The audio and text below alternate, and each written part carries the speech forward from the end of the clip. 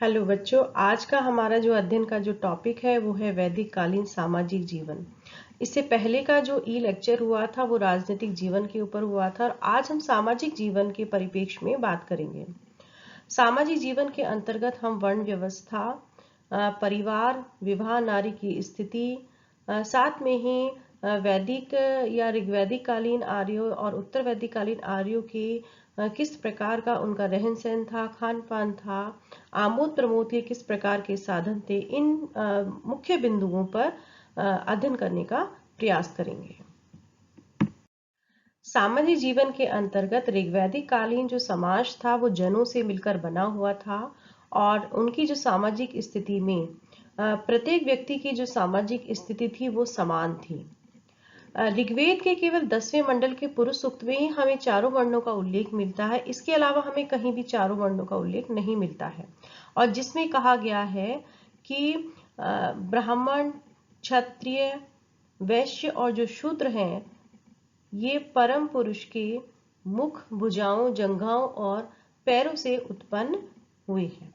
लेकिन इतिहासकारों ने पुरुष सूक्त को बाद की रचना मानते हुए इस चीज को पूरी तरह से नकार दिया है कि ऋग्वैदिक कालीन जो समाज था उसमें वर्ण विकसित हो चुके थे या वर्ण व्यवस्था पूरी तरह से अस्तित्व में आ चुकी थी। कहने का तात्पर्य है कि ऋग्वेद के अध्ययन से हमें ये ज्ञात होता है कि ऋग्वैदिक कालीन जो समाज है उसमें वर्ण व्यवस्था का जो आधार था वो कर्म पर आधारित था, ना कि जन्म पर।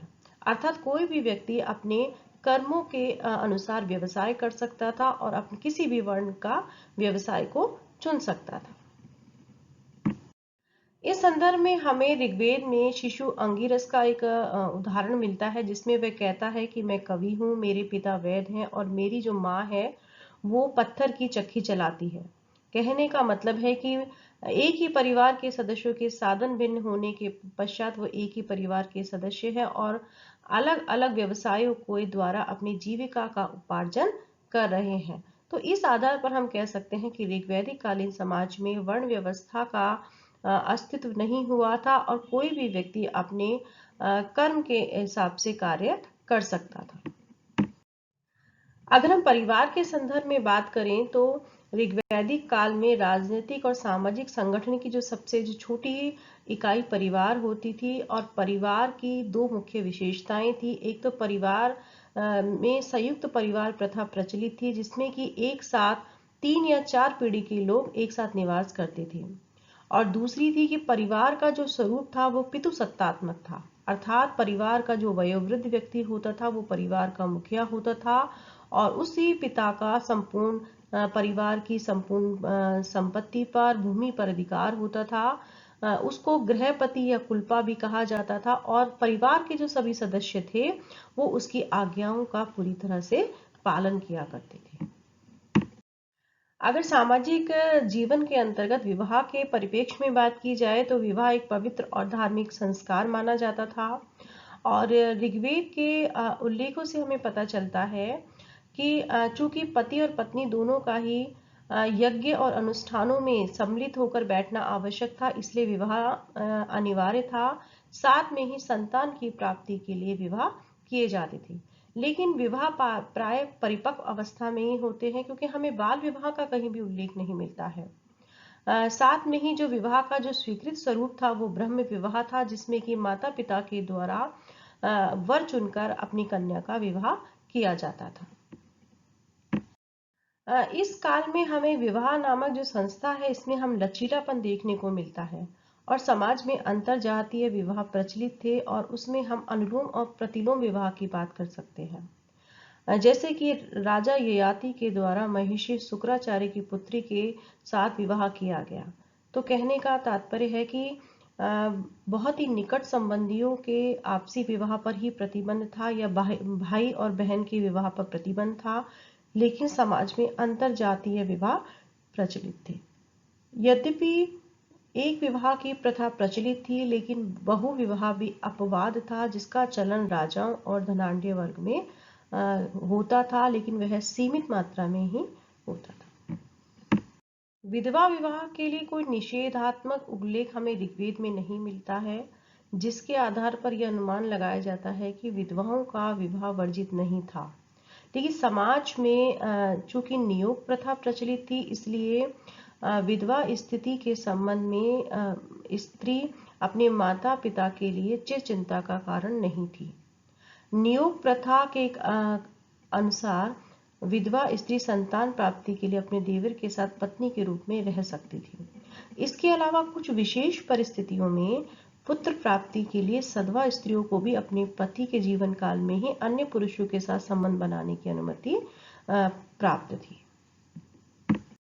नारी के संदर्भ में कहा जा सकता है कि चूंकि परिवार का जो स्वरूप था वो पितु सत्तात्मक था और इस कारण से पुत्र जन्म को ही अधिक प्रिय माना जाता था, लेकिन इसका यह तात्पर्य नहीं था कि कन्या का जन्म प्रिय नहीं था। पुत्र की भांति ही पुत्री को अभी उपनयन संस्कार किया जाता था और उपनयन संस्कार करके उसको गुरुकुल शिक्षा प्रदान की जाती थी, या वो भी गुरुकुल में रहकर शिक्षा प्राप्त कर सकती थी। इसके अलावा उसे वैदिक शिक्षाओं का अध्ययन भी कराया जाता था। तो हमें ऋग्वेद में ऐसी बहुत सारी मंत्र रचयिता स्त्रियों का उल्लेख मिलता है जो कि विदुषी जिनको हम मानते हैं, जैसे कि लोपामुद्रा, घोषा, अपाला, विश्वारा, गौरवीति आदि। क्योंकि समाज का जो स्वरूप था वो पितृसत्तात्मक था, इसलिए ऋग्वेद में स्त्रियों को संपत्ति पर पुरुष के समान अधिकार प्राप्त नहीं था, लेकिन विशेष परिस्थितियों में वह संपत्ति की पूर्ण या आंशिक स्वामिनी हो सकती थी। क्योंकि हमें ऋग्वेद से उल्लेख मिलता है कि यदि संतान नहीं होने पर पति के बाद पत्नी ही संपत्ति की स्वामिनी उसको माना गया है, और यदि माता पिता की संतान केवल पुत्रियां ही होती थी तो पिता की जो संपत्ति है उसकी जो उत्तराधिकारी पुत्रियों को ही माना जाता था। यदि कोई कन्या विवाह भी नहीं करती थी तो भी वह माता पिता के साथ ही रहती थी, तो इस स्थिति में भी माता पिता की जो संपत्ति है उस पर पुत्री का अधिकार माना जाता था। ऋग्वैदिक काल में पर्दा प्रथा का हमें किसी भी प्रकार से अस्तित्व का उल्लेख नहीं मिलता है।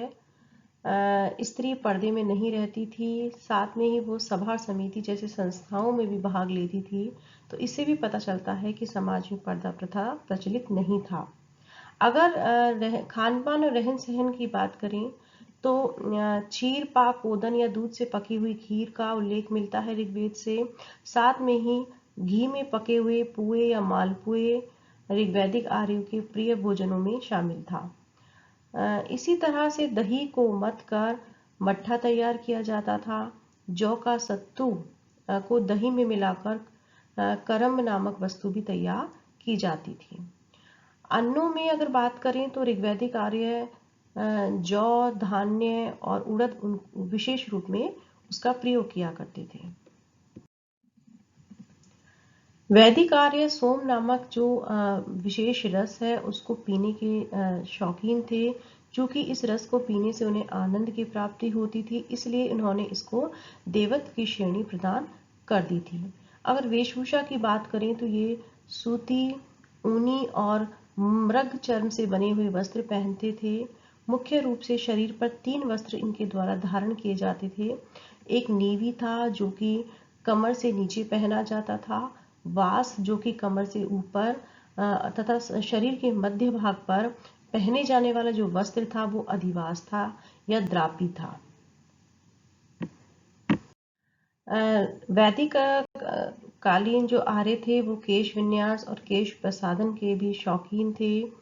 स्त्री और पुरुष दोनों ही आभूषण प्रेमी थे, और हमें ऋग्वेद से हमें कर्णफूल, मस्तकाभूषण, कंठाहार, मोतियों के हार इनका उल्लेख मिलता है। साथ में ही आमोद प्रमोद के तौर पर ये इनकी जो अभिरुचि थी वो रथ दौड़ में, घुड़दौड़ में थी। साथ में ही ये आखेट के बहुत ही इनके लिए प्रिय था।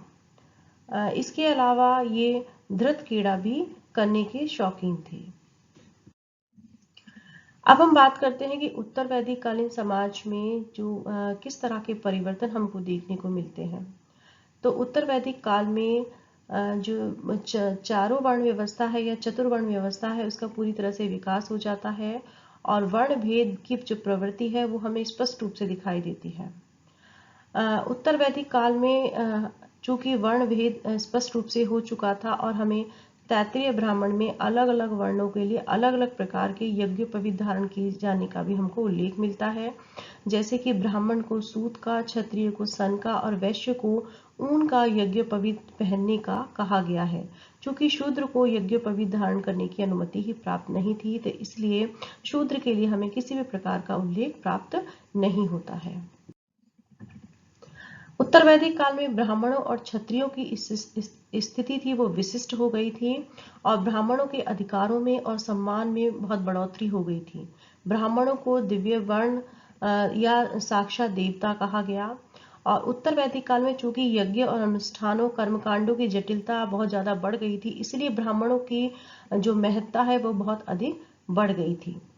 ऐत्रेय ब्राह्मण में ब्राह्मणों को दान लेने वाला कहा गया है और शतपथ ब्राह्मण के अनुसार राजा अपनी शक्ति ब्राह्मणों से ही प्राप्त करता है। तो एक तरह से ब्राह्मणों की स्थिति साक्षात देवता के रूप में इस काल में स्थापित हो जाती है।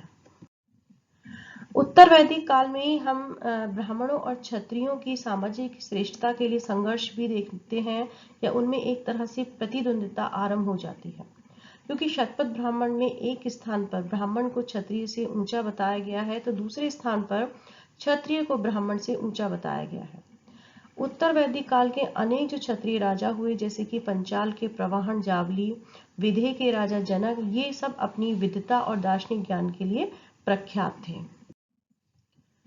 उत्तर वैदिक काल में वर्ण वेद न केवल अधिक जटिल हो गया था, बल्कि जो वर्ण का जो आधार था वो जन्म हो गया था और कर्म का जो स्वरूप था वो पूरी तरह से विलुप्त हो गया था। क्योंकि शतपथ ब्राह्मण का कथन है कि कोई भी व्यक्ति ज्ञान से ब्राह्मण बनता है, जन्म से नहीं।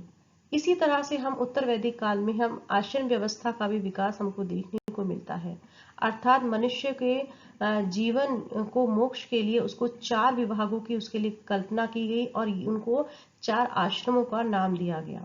और ये जो 4 आश्रम थे वो थे ब्रह्मचर्य, गृहस्थ, वानप्रस्थ और संन्यास आश्रम। अगर स्त्री की स्थिति में हम परिवर्तन देखें तो स्त्री की स्थिति में यद्यपि हमें ज्यादा अंतर दिखाई नहीं देता है, लेकिन फिर भी अथर्ववेद में हमें पुत्री के जन्म पर खिन्नता का उल्लेख मिलता है। कहने का तात्पर्य है कि पुत्र जन्म को उसकी ज्यादा कामना की जाती थी। इस काल में भी हम देखते हैं कि न हमें बाल विवाह का उल्लेख मिलता है, साथ में ही विधवा स्त्री का पुनर्विवाह का भी उल्लेख मिलता है, साथ में ही सती प्रथा का भी उल्लेख हमको नहीं मिलता। पर्दा प्रथा भी इस समय प्रचलित नहीं था। लेकिन कालांतर में हम देखते हैं कि स्त्री की स्थिति पर धीरे धीरे समाज के द्वारा प्रतिबंध लगा दिए गए। यद्यपि जो उत्तर वैदिक काल में हमें 2 विदुषी स्त्रियों का उल्लेख मिलता है और वो हैं गार्गी और मैत्री।